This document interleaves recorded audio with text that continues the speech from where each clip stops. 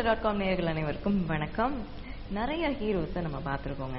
First மூவிலேயே வந்து சூப்பராக dance ஆடுறது, நல்லா ரொமான்ஸ்லாம் பண்ணுற ஹீரோஸ் நிறைய பேர் இருக்காங்க. பட் அடுத்த படமே வந்து ரொம்ப சேலஞ்சிங்கான ஒரு பீரியட் ஃபிலிம் அக்செப்ட் பண்ணியிருக்க ஹீரோ இவர்.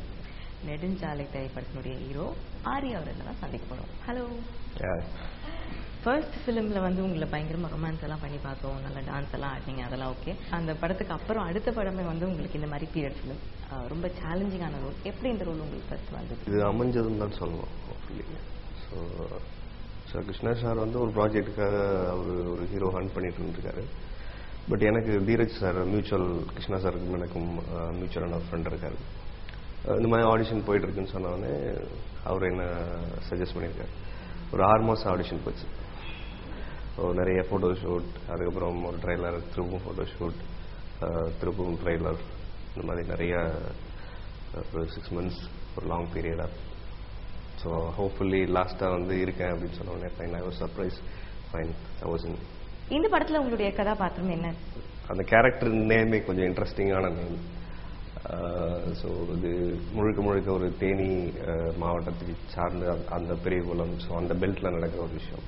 ஸோ அதனால் இப்போ அது ஃபுல்லாக ரிவீல் பண்ணிவிட்டு அது ஆடியன்ஸ் கொஞ்சம் இன்ட்ரெஸ்டிங் இருக்குது. பட் இந்த கேரக்டர் பார்த்தீங்கன்னா ஸோ ஒரு ஃபுல்லாக அந்த ஏரியாவுக்குள்ளே ஒரு சின்ன ஜேர்னி இருக்குது. ஸோ அவனோட லைஃப் ஸ்டைல், அவன் என்ன மாதிரியாக ஒரு மனுஷனாக இருந்தான், ஸோ அது கொஞ்சம் இன்ட்ரெஸ்டிங்காக பேஸ் பண்ணியிருக்காரு. அதோட கலர் அண்ட் ஃப்ளேவர் வந்து ஸோ ஹோப்ஃபுல்லி எல்லாருக்கும் பிடிக்கும் அப்படின்னு நம்புறேன். பீரியட் ஃபிலிம் இல்லையா, ஸோ அதுக்கான ஏதாவது ஹோம்ஒர்க் பண்ணீங்களா? டெஃபினட்டாக.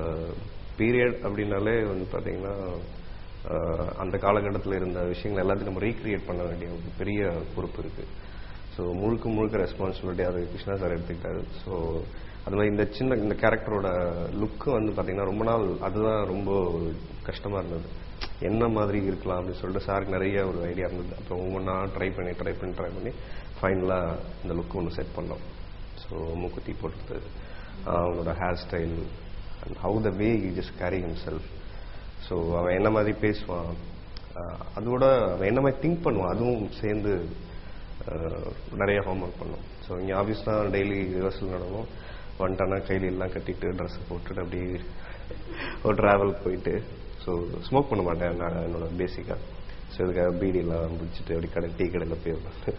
ஸோ அந்த மாதிரி நிறைய ஹோம்ஒர்க் பண்ணணும். இந்த படத்தில் உங்க கூட ஹீரோயின் நடிச்சிருக்காங்க. யூஸ்வலாக ஹீரோயின் அப்படின்னும் போது நம்ம கெமிஸ்ட்ரி பற்றி நிறைய பேசுவோம். ஸ்கூலில் பேசுகிறோமோ இல்லையோ, காலேஜில் பேசுகிறோமோ இல்லையோ, படத்தில் கெமிஸ்ட்ரி பற்றி பேசுவோம். உங்கள் 2 பேர் நடுவில் இருக்கிற chemistry how comfortable was it? அவங்க வந்து ஃபர்ஸ்ட் ஃபிலிம் இல்லையா அவங்களுக்கு? அவங்களுக்கு தமிழில் ஃபர்ஸ்ட் ஃபிலிம். அண்ட் ஸோ அவங்க ஒரு ஸ்ட்ராங் ப்ரொடகனஸ் ஃபிலிமில். ஸோ இந்த கதையில் பார்த்தீங்கன்னா எல்லாமே ஒரு 4-5 கேரக்டர் சுற்றி தான் எல்லாமே நடக்கும். ஸோ சில ஃபிலிமில் மட்டும்தான் ஒரு ஹீரோ ஒர்ஷிப்பாக ஒருத்தர் சுற்றிய கதை இல்லாமல் கேரக்டரோட இந்த 4 கேரக்டர் சுற்றி ரிவால்விங்காக ஸ்டோரி மூவ் ஆகிட்டே இருக்கும். அந்த மாதிரி வெரி ஸ்ட்ராங் ப்ரொடகனிஸ்ட் மங்கான்னு சொல்லிட்டு ஒரு கேரக்டர் பண்ணியிருக்காங்க. இந்த படத்தில் அவங்களுக்கு வந்து பார்த்தீங்கன்னா நல்லா எல்லாருக்குமே பெர்ஃபார்மன்ஸ் ஓரியன்டான ஒரு ஸ்கிரிப்ட் இது வந்து. ஸோ அவங்களுக்கு வந்து தமிழ் நல்ல லாங்குவேஜ் வந்து நல்லா தெரியும் அவங்களுக்கு. ஸோ அதனால் குழப்பம் இல்லை, அவங்களுக்கு ரொம்ப ஈஸியாக அவங்க பண்ணிட்டாங்க. So she is very cooperative and எல்லாம் ஒரே யூனிட்டாக பிகினிங் டு எண்ட் வரைக்கும் ஒரு 1.5 years ட்ராவல் பண்ணிருக்கோம். ஸோ அதனால் ஹோப்ஃபுல்லி அவங்க பெர்ஃபார்மன்ஸ் உங்களை என்கேஜ் பண்ணணும்னு நினைக்கிறேன். டைரக்டர் கிருஷ்ணா பற்றி சொல்லுங்கள். அவர் எப்படி ரொம்ப ஸ்ட்ரிக்ட் ஆஃபீஸரா ஷூட்டிங்கில்? Is very sweet person. ஸ்ட்ரிக்ட்னா ஸ்ட்ரிக்ட்டு, ஜாலினா ஜாலி, அந்த மாதிரியான ஒரு director. So is close to அவர் டைரக்டராக தான் ஃபர்ஸ்ட் இன்ட்ரடியூஸ் பண்ணேன். எங்கள் வீட்டில் ஒரு ஆள் போய் எங்கள் வீட்டில் ஒரு பிரதர் மாதிரி ஆகிட்டார். பிகாஸ் ஸோ அதனால் இட்ஸ் வெரி என்ன சொல்கிறது, ஒர்க்கும் பார்த்தீங்கன்னா ஒரு பெர்ஃபார்மர், வெரி குட் பெர்ஃபார்மர், நடித்து காமிச்சிருவார். ஸோ அந்த அளவுக்கு நம்ம திரும்ப அதை ரீப்ரொடியூஸ் பண்ணணும். கேட்டிங்கன்னா சொல்லுவார், அவர் நடிக்க தான் இங்கே வந்தார் first. So it turn to become a director. So அதனால் ஒரு ஆக்டரை எப்படி ஃபங்க்ஷன் ஆகுறாருன்னு அவருக்கு நல்லாவே தெரியும். ஸோ அதனால் ஈஸியாக ஒரு ஆர்டிஸ்ட்டை பெர்ஃபார்ம் ஆகுறது வரலைன்னா அவர் அப்படியே பெர்ஃபார்ம் பண்ணி ஃபுல்லாக காமிச்சிட்டார் ஒரு ஃபுல் ஸ்டேஜ். அண்ட் கரெக்டாக டிஸ்கிரைப் பண்ணிடுவார். என்ன வேணுமோ அது வர வரைக்கும் விடவே மாட்டார். That is what is best. So I felt it. I'm very happy because I'm இந்த project. He just bring it out me the best. So எங்கிட்டருந்து என்னோட பெஸ்ட்டை வெளில கொண்டு வரதுக்கு டெஃபினட்டாக ஒரு டைரக்டர் இருந்தால் தான் அது பாசிபிளாக இருக்கும். என்னதான் நம்மக்கிட்ட பெரிய திறமை இருந்தால் கூட ஒரு டைரக்டர் இல்லாமல் ஒரு ஹீரோயினோ எந்த கேரக்டருமே வெளியில் ஃப்ளரிஷாக வர்றது முடியாதுங்கிறது என்னுடைய ஸ்ட்ராங் பிலீஃப். அந்த வகையில் என்ன சொல்ற இஸ் அமேசிங். ஸோ ஹோப்ஃபுல்லி இந்த படம் வந்ததுக்கப்புறமா அவருக்கான அந்த நான் சொல்கிற எல்லா விஷயங்களும் அதில் இருக்கும். ஸோ அது சரியாக இருக்கும்னு உங்களுக்கும் புரியும். இப்போ நான் ஒரு ப்ராஜெக்ட் ஒர்க் பண்ணதுனால இன்னும் என்னெல்லாம் நடந்தது. ஏன்னா ஒரு பீரியட் படம் 3 காலகட்டம், அது ஒவ்வொன்றுக்கான ஒரு லைட்டிங் பேட்டர்ன் அது எல்லாமே ரொம்ப மெனக்கிட்டு சார் பண்ணியிருக்காரு. ராஜ்வேல் ஒளிவரன் அவரும் பண்ணியிருக்காங்க. ஸோ இந்த மாதிரி நிறையா சொல்லிக்கிட்டே போகலாம் அவரை பற்றி விஷயங்கள். ஆரி, நடிகர் ஆரி நெடுஞ்சாலை படத்தில் நடிக்கிறதுக்கு முன்னால் நடிச்சதுக்கு அப்புறம் இப்போ ஆஸ் அ ப்ரொஃபஷனலாக என்ன மாற்றம் உங்களுக்குள்ள வந்திருக்கு ஆஸ் அன் ஆக்டர்?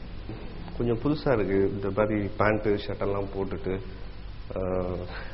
வெளியில் கொஞ்சம், அப்புறம் இப்போல்லாம் நிறைய தாடி வைக்க கொஞ்சம் பிடிச்சிருச்சு. இந்த மாதிரிலாம் பிரச்சனை இருக்குது நிறையா. ஸோ அந்த 1.5 இயர்ஸ் அந்த கேரக்டரோட ட்ராவல் அங்கெல்லாம் பார்த்தீங்கன்னா 1.5 இயர்ஸ் கூட்டத்தில் தான் உட்காந்துருப்பேன். யார் ஹீரோன்னா கண்டுபிடிக்க முடியாது. ஸோ கையில் கட்டிட்டு ஷர்ட் போட்டுட்டு ஒரு டஸ்டிக் லுக்கில் தான் அங்கே இருப்போம். தேடிட்டு இருப்பாங்க, ஷார்ட்டுக்கு தேடி மைக்கில் கூப்பிட்டா தான் உள்ளே வரும். ஸோ அப்போ தான் எல்லாரும் பார்ப்போம், இந்த பையன் தான் ஹீரோவா அப்படின்னு.